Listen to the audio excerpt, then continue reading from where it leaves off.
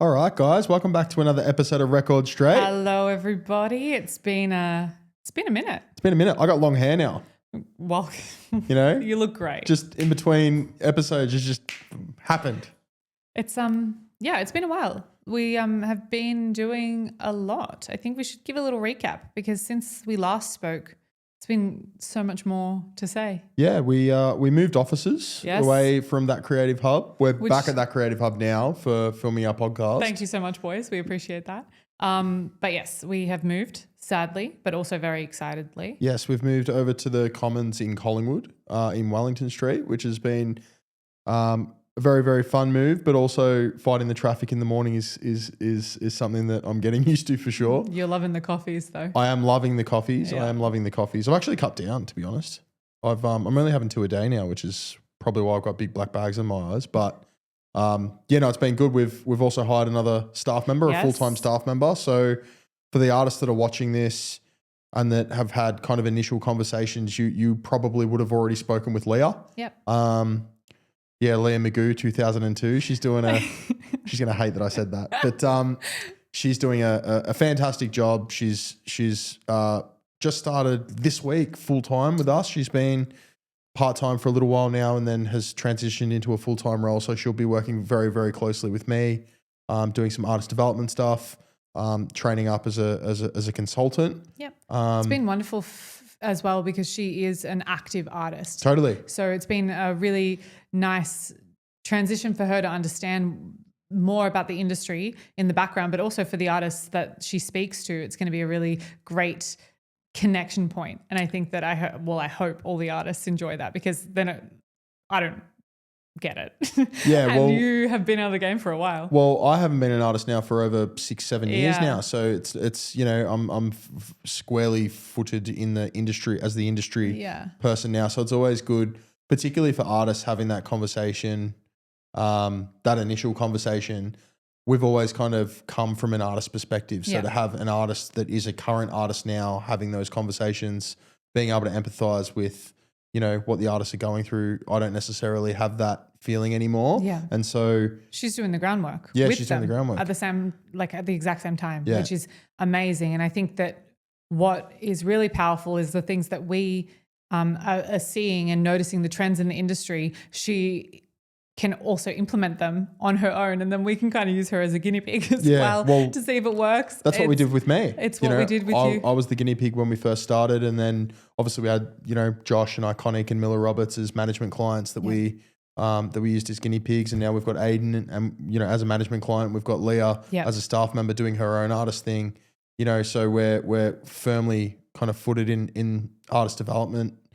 From all angles, really. In all the angles. Yeah, in all of the angles, which is great. But no, we've got that. The services are doing really well as well. So working on lots of releases, campaign consulting. We're taking expressions of interest for kind of June releases. We're basically sold out in May. Which is, it's insane that we are this far into the year so far and we have so many clients already. Yeah, which is fantastic. And I don't really want to plug services or anything, but I think, artist development, campaign consulting, and our ongoing development clients there. It's I think now more than ever seeing it from an outsider's perspective where particularly for the ongoing, I'm not necessarily involved in that service, but seeing the progression of acts like Erotica Dabra or, hopefully they love that I've said that as well.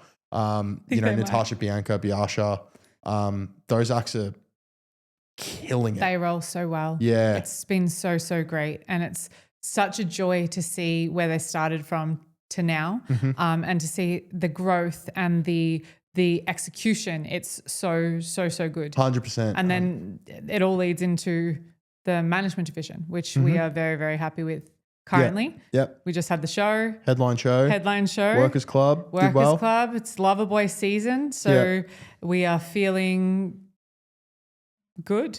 I was going to do something with like Loverboy, but I'm not feeling that either. I don't feel like a Loverboy ever. Nah.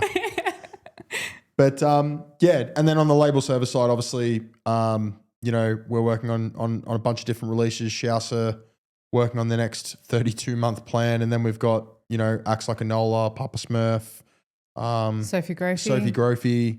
There's a whole range of different acts. that we're working with, and then Mystico. Yes, Mystico Homegrown Festival, Yeah. and then we've got kind of mid-year we start talking to events and festivals and stuff, which is going to make you very busy for the summer period coming into Melbourne. I'm very excited for this one. Yeah. But yeah, so let's get into today's kind of topic. This is one that is this topic is something that we actually came up with in the car on the way to work this morning. Which we definitely should be more prepared. But I think it was fated that we talk about this. It's been such a long journey to get to this point, and we talk about it a lot. It's fan data, fan ownership, like audience ownership, community building, but essentially it's building exclusive content as an artist for your community to build upon that. Yeah, I think the best way to describe exclusive content would be if we look at social media and we look at an artist like DSP platforms as the front door, the way to be able to discover an artist. It's what exclusive content is, what happens after that to keep those people engaged. So, whether that be mailing lists, whether that be broadcast channels, whether that be WhatsApp chats, Discords, the list goes on. It's an owned ecosystem. Exactly. Love that. Love that you said that. That was cool. It is cool. Yeah. I wrote it off your article. So Did you I write actually that? said that. Yeah. I wrote that? Yeah. I'm a G. Very good. So it's basically data engine. So it's currency for an artist. It's location. It's phone numbers. It's the ability to capture emails. It's behaviors. It's preferences of artists to be able to take them from they're just like kind of the top end of the funnel where they're just awareness in terms of audiences into this curated selection of human beings that artists know are their human beings, and can kind of tailor promo to. An artist can build a world that these audiences, these tailored audiences would enjoy. And I think that the reason we found out, like we kind of were speaking about in the car, is because Fisher has done an amazing thing for his upcoming Favor release. And it must be a whole thing. It's a whole era. It's another big artists are building worlds around their releases, their eras, whatever you want to call it. This is a world builder, this. And so Fisher's got posters all over the city, and it's like, need a favor, call Fisher. And I called the number on the poster and immediately went to a voicemail that was probably automated through Laylo, I imagine. We'll get into that in a second. Yeah. I just want to give context as to why we're talking about this at all.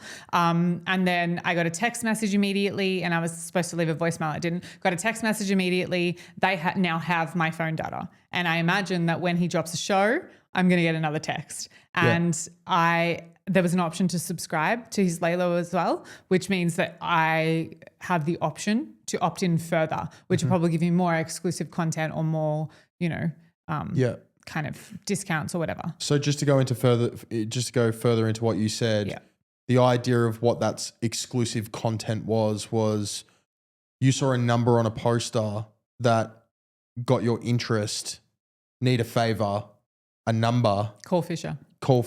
Yeah. You then called that number. The content of that phone call was him saying, hey, legends, blah, blah, blah, blah, blah. We won't play it out loud. Everybody knows what Fisher sounds like. And then the opt-in was for them to leave a voicemail saying what the favor wanted to be. I think we timed it. I think within 2 minutes, Christina had a text message on her phone saying, oi, legend, thank you so much for signing up. I'll get that favor done soon. Here's a sign-up link for the email. So essentially what they're creating there is a situation where, number one, for the artist, they're building data of people who are actually physically interested in that thing that he is doing. Which is called first-party data. And it's owned data. It's an owned ecosystem. But it's also making the person that's signing up, so in this case, Christina, someone who is feeling like they are part of that project. Oh my God, I just got a text message from Fisher. Now, everybody knows that's an automated message. Everybody knows that's not real. But the wording of that message, oi, legends, can't wait to rip a drink with you or whatever it is, that makes the audience feel like they're part of something, so they can continually get touched by that. That he's allowing me into this world that they're building. Exactly. And I think that it's also worth noting this is not controlled by algorithms. It's not controlled by whether or not my content looks nice enough. It is something that an artist owns. It's direct to you, and it can be done in a multiple, like different forms. Like that is a really, really good one. But they have budget. They have existing like everyone knows who Fisher is. I agree with you in terms of like it doesn't rely on algorithm, but it does rely on having discovery first. That particular platform, but I think artists at an independent level can do the same kinds of things with their already funneled audience and potential audiences. So like, for example, the top end of the funnel, and I mean for us, we've got the Discord, the Divas Discord. And then that's the secondary part of that funnel for Aiden. So it can be done in a multitude of ways that isn't Fisher related. And I think it might be valuable if any artists are looking for ways to be able to funnel that. Don't want to hard sell, but please come and talk to us, because a lot of the work that I do with my ongoing consulting clients is about developing data. Because that's their currency. That's the way that they're going to be discovered. Yeah. There was one thing that you mentioned in there, just to break it down a little bit more logistically for the artists that are listening. Of course. So the platform that Fisher was using for that is a platform called Lalo. And essentially what it is, it's a platform that you can utilize to be able to create something called a drop. And that drop is essentially a link where you can collect data, and it comes off the back of a prompt. So for example, Christina rang that number, it's a Lalo number, and then that Lalo then generates the data point and then shoots out the text message to that person. There are multiple platforms that allow you to do this. So Lalo is one, so it's Laylo. It's a great tool. Co-brand is another great tool. ToneDen is another great tool that we've utilized drops for. And then more different ones like MailChimp and Substack specifically for email and text. Yeah. But they're all platforms that artists at a local level should be checking out. They come at a variety of different costs and things and different tier systems and whatnot. So obviously do what is available to you in your budget, but it's something it's something that artists should all be looking into. And just to be clear, that's the mechanism for artists. That's the mechanism in which you collect that data. Mate, the days of just posting on Instagram and like going, I've got 1 million views, they're fucking over. Well, you do that for the top of your funnel, but you need to be doing that for something, for a purpose. I think the reward for an audience member and the value should be that connection point. Well, the best way to break it down is like, we can get 1 million likes on an Instagram or 1 million views on a TikTok. How many tickets are we selling? Exactly right. If we're not selling 1 million tickets, we haven't got a fan base. Exactly right. At an industry level, what this data allows you to do is it allows you to go to a promoter, allows you to go to an industry body, whoever you want to speak to, and go, I have X amount of data in this, in these parts of the territory. They've opted into this. So audiences are actually physically showing interest in this thing. And then that's something that we can use as leverage to get more shows, to be able to get on a festival, to be able to get on a tour, to be able to, leverage or turn the tap on, even to an sell audience merch in a certain way. Oh, absolutely. Sell your own little, private, intimate gigs. Like a lot of artists are doing that now, and it's all via email. It's all via text message. It's a really cool way to be able to engage with an audience that isn't just throwing random reels at them all the time. So I think for artists listening, the flow is kind of like the public platforms. So it's Instagram, DSPs, socials, whatever, to build interest, to create awareness. Then discovery. Let's say discovery. Sorry. And then we funnel our audiences into more private ecosystems. Those ecosystems could be things like Patreon, Discord, WhatsApp, Instagram broadcast channel, private groups, a messenger group chat. It could be as simple as that. Like email, lists, and the mechanisms to be able to utilize those things and capture that data can be as simple as a Google form, but it could also be MailChimp, like you said, Substack, Lalo, ToneDen. There was one more. Co-brand. And co-brand. Yeah. So follow the artists. Let us know if you need a hand with that, but stop this podcast at any moment and really take those down, because those are the mechanism. Excellent ways to be able to build fan ownership, fan data. Yeah. It is imperative to use the data correctly as well. I do want to prompt, like if you're going to do it, don't spam anybody. Don't force anyone. Make sure that there is some kind of value for the audience member as well. I know that for Fisher, I imagine it would be like early access tickets, I imagine.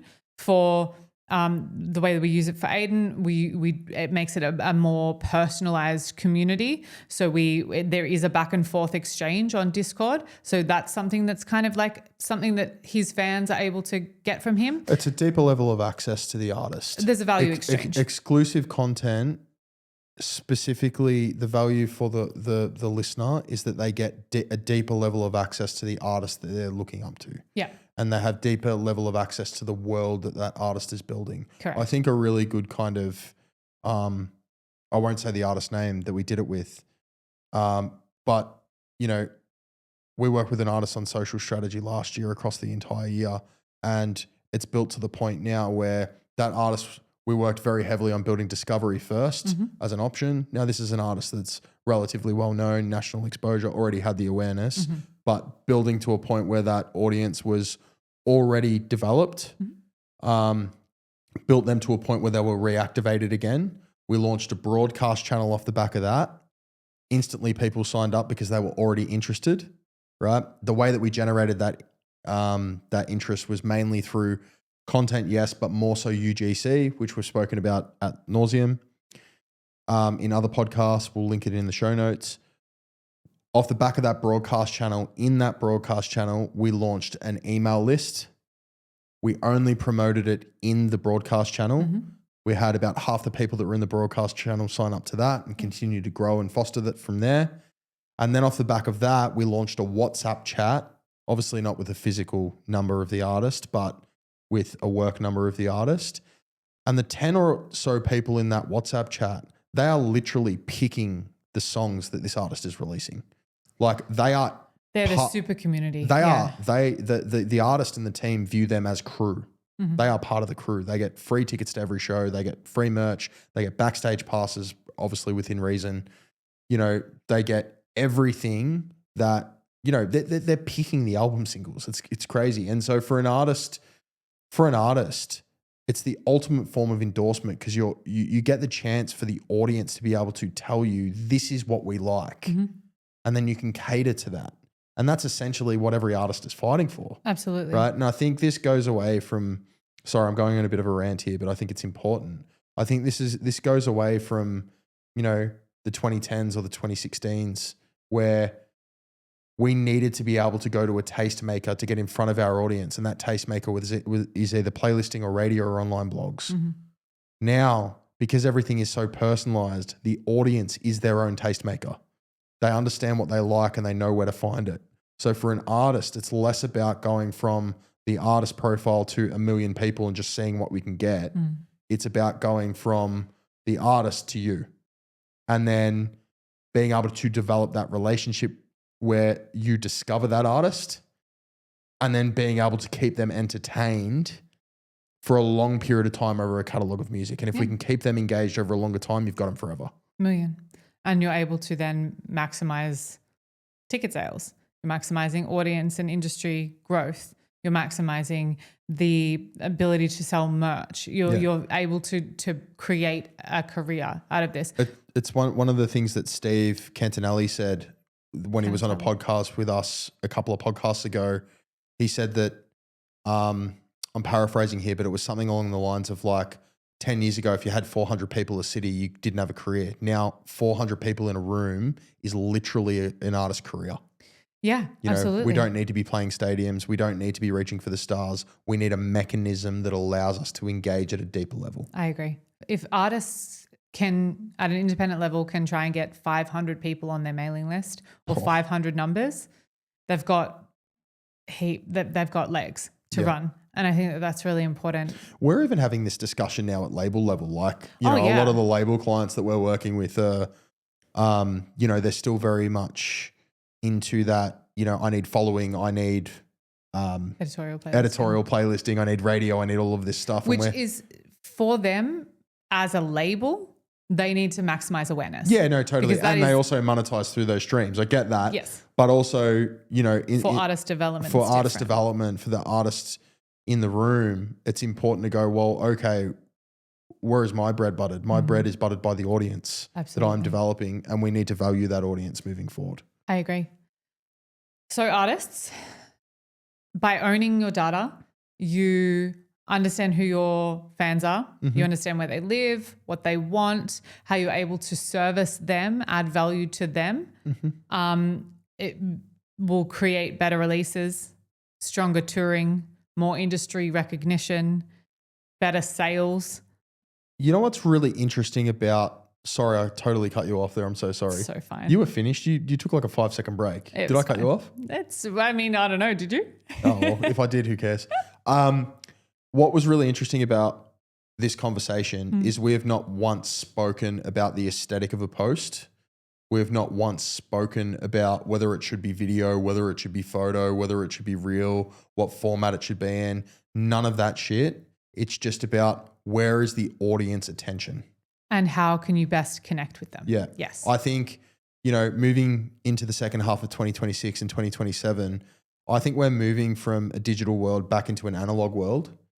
And I think live experience is going to be something that, Gen Z in particular, the D plug is coming in terms of they're going to want to put their phone down. They're going to want to experience things. They're going to want to do those things.